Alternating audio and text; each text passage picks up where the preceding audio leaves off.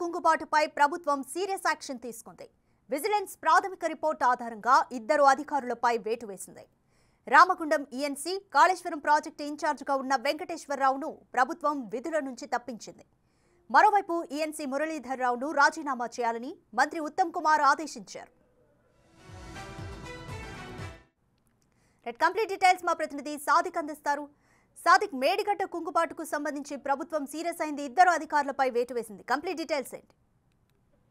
నీటిపారుదల శాఖలో భారీ ప్రకటనకు రేవంత్ రెడ్డి సర్కార్ అయితే శ్రీకారం చుట్టింది. ఇప్పటి వరకు ఈఎన్సీ మురళీధర్రావు రాజీనామా చేయాలని కూడా మంత్రి ఉత్తమ్ కుమార్ రెడ్డి ఆదేశాలు జారీ చేశారు. అంతేకాకుండా కాళేశ్వరం ఇన్ఛార్జ్ ఈఎన్సీగా రామగుండం ఉన్నటువంటి వెంకటేశ్వరరావు కూడా సర్వీస్ నుంచి తొలగిస్తూ కూడా మంత్రి ఉత్తమ్ కుమార్ రెడ్డి ఉత్తర్వులు జారీ చేశారు. నీటిపారుదల శాఖలో వీరు ఉదాసీనంగా వ్యవహరించడం వల్ల మేడిగడ్డ పిల్లల కుంగుబాటు గాని, ఆ తర్వాత జరిగిన పరిణామాలు గాని, మిగతా దాంట్లో వీళ్ళు మొదటి నుంచి కూడా ఉన్నటువంటి వ్యక్తులు. ఈఎన్సీ మురళీధర్రావు అయితే అసలు సమైక్య రాష్ట్రం నుంచి వెళ్ళి చంద్రబాబు నాయుడు పీరియడ్ నుంచి వెళ్ళి ఇప్పటి వరకు కూడా కొనసాగుతూ వస్తున్నాడు.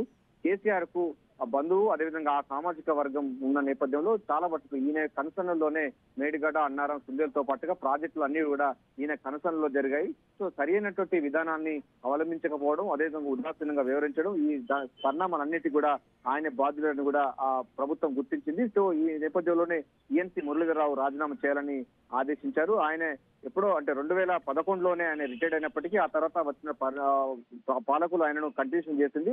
సో ఎట్టకేలకు ఈ ఈఎన్సీ మురళీధర్రావు రాజీనామా చేయాలని మంత్రి ఉత్తమ్ కుమార్ రెడ్డి ఆదేశాలు జారీ చేసడం జరిగింది. ఇంతేకాకుండా రామగుండం ఈఎన్సీగా ఉన్నటువంటి వెంకటేశ్వరరావును సర్వీస్ నుండి తొలగిస్తూ కూడా ఆదేశాలు జారీ చేశారు ఉత్తమ్ కుమార్ రెడ్డి.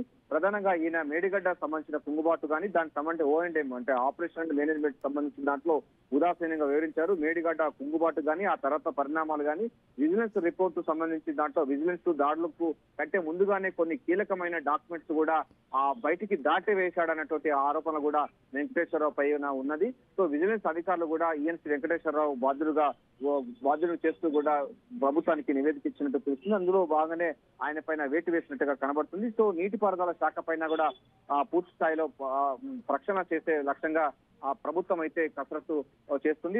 ఇది భారీ ప్రకంపనమని చెప్పొచ్చు. ఎందుకంటే 2-3 రోజుల్లోగా అసెంబ్లీలో ఈ నీటిపారుదల శాఖ పైన పూర్తి స్థాయిలో వైట్ పేపర్ రిలీజ్ చేస్తామని కూడా రేవంత్ రెడ్డి సర్కార్ స్పష్టం చేసిన ధర్మిలో అంతకంటే ముందుగానే వీరిద్దరిని కూడా తొలగిస్తూ కూడా ఉత్తర్వులు జారీ చేయడం అన్నది రాజకీయంగా ప్రాధాన్యత సంతరించుకుంది. అందుకే అందులో భాగంగా ఇరిగేషన్ శాఖలో ఇది పెను ప్రకంపనాలు సృష్టిస్తుంది. దీని ద్వారా ఇంకెంతమంది సస్పెన్షన్ గురవుతారో, ఎంతమందిని ఈ విధుల నుంచి తొలగిస్తారని పైన కూడా ఉద్యోగస్తుల్లో అయితే చర్చ కొనసాగుతుంది.